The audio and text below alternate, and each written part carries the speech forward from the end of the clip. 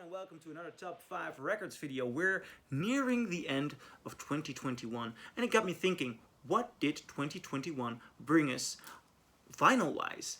And the first thing that comes to mind is 2021 was one of the most amazing years if you look at vinyl remasters and re-releases.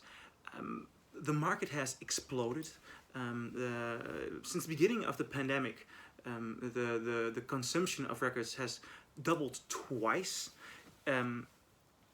It's almost like we're back in the 70s again and everybody's looking for records, and there are amazing things happening on the audiophile market. I'm still waiting for the UHQR of Miles Davis' Kinda Blue, because I mean they pressed 25,000 copies and they're still working on printing them and sending them abroad. I'm living in Amsterdam and I'm still waiting for my UHQR copy, so this market is exploding. Nevertheless, what are the best vinyl reissues of 2021? And I'll kick off my top 5 with a Blue Note album. One that is very dear to me. It is Something Else by Cannonball Adderley. And before this record came out, I had the 2008 pressing, which is nothing. It sounds dull in compared to this one.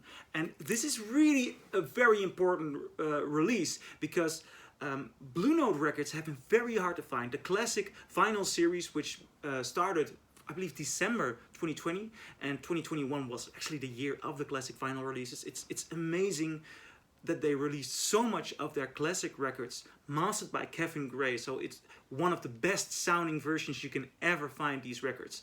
And they are available, or they were available in the beginning of the year for $20-25. Prices raised, I mean, it's terrible. But the fact that you can find audiophile quality of these legendary albums, that is one of the best things to happen to the world of vinyl. And that's what Blue Note did in 2021. This album, this pressing, sounds amazing. Kevin Gray did a great job. And I know there are lots of complaints by people who have found or gotten foldy pressings. The jackets are very thin. I sent some back because I got folds in the jacket, but usually you immediately get another pressing. And yeah, the pressing quality of these isn't amazing, but to keep the prices low, they have to do this, and what you get is amazing sounding vinyl. Almost everyone can now hop on with their vinyl collection and get a great sounding pressing of some of the best jazz albums ever recorded. I mean, that's some way to start a year. On number 4 of this list, a record which I initially didn't look forward to. It is Jeff Beck's Truth by Mobile Fidelity Sound Lab, a 45 RPM pressing. Why didn't I look forward to this release? Well, because initially and earlier this year I bought this one, and this is a Dutch first pressing of this album. And normally, I know a first pressing is usually the one for me to go to, and of course I should have bought a first UK if I really wanted the full experience, but money is so expensive, and I found a Dutch one, which usually are also very expensive, and Dutch pressings are usually pretty good. If you get a first one, you're in luck. And I listened to it, I liked it, but then I listened to this one and it exploded. I mean, there's so much more depth, detail, wider soundstage. I hear so much more instruments. I hear more of the energy of the vocals. This one brings the album to life. Amazing. If you can find one, buy it. It's an amazing present. Now, on the number 3, a record which I cannot compare to any other, because before this release came out, I didn't even know it existed. It is Bass on Top by Paul Chambers. And it got advised to me by, I believe, the 45 RPM audiophile guy. Follow his channel, it's a nice channel. This is a Blue Note tone poet. And these Blue Note tone poets, they sound amazing and they look amazing. I mean, if you take a look at the thickness of the cover, the way it's pressed, the the sound when you open it, I just love it. And these tone poets are, I mean, it's stellar quality. Gavin Gray mastered it.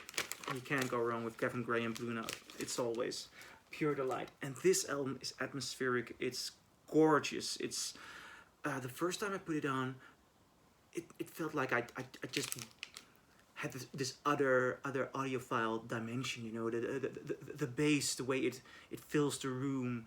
It is an amazing stereo pressing. I really dig it. So that's the number 3. The number 2 of this list. And also another record which I wasn't looking forward to. Simple reason. I got this one earlier this year. Nilsson. I already had the record. I had a French pressing. French pressing was okay.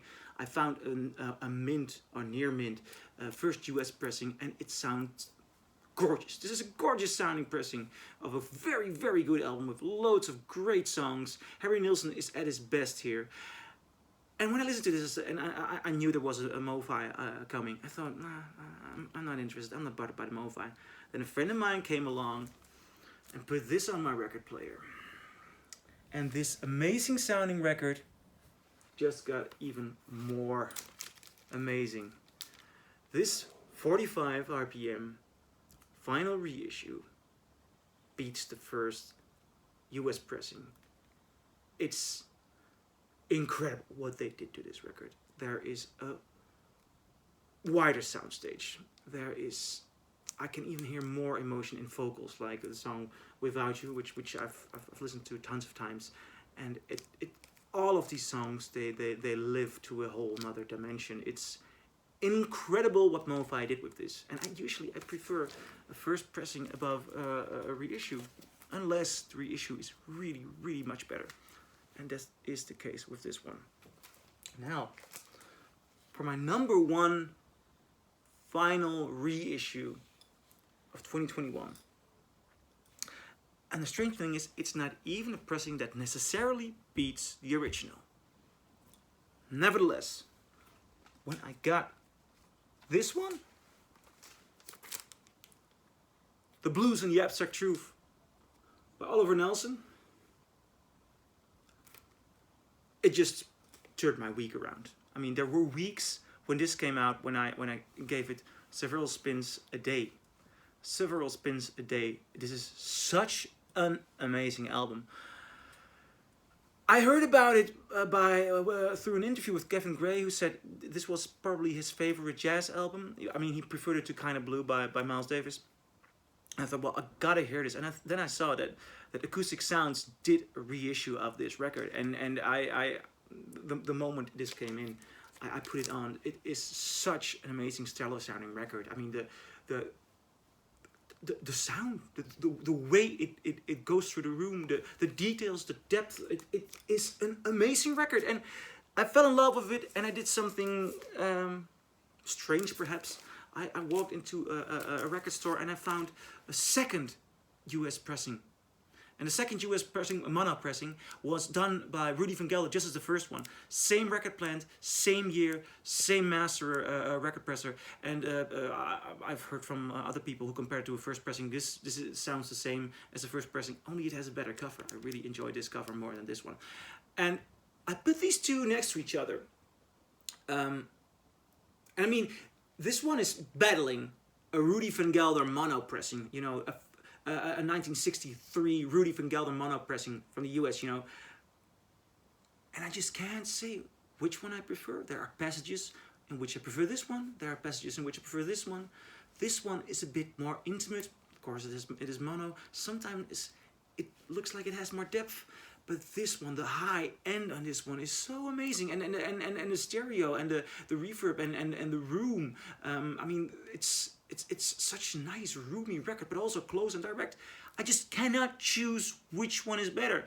And if you make a vinyl reissue which battles against an original or a second Rudy Van Gelder, I mean, if you battle a Rudy Van Gelder original pressing, and you did an incredible job, and I put this on regularly, and this one as well. It's such an amazing album. It is such amazing sounding. If you haven't got this one and you still have a little bit of money left at the end of this year, go ahead, buy it. It's an awesome, awesome record. Now, that was my number one. I still have an honorable mention.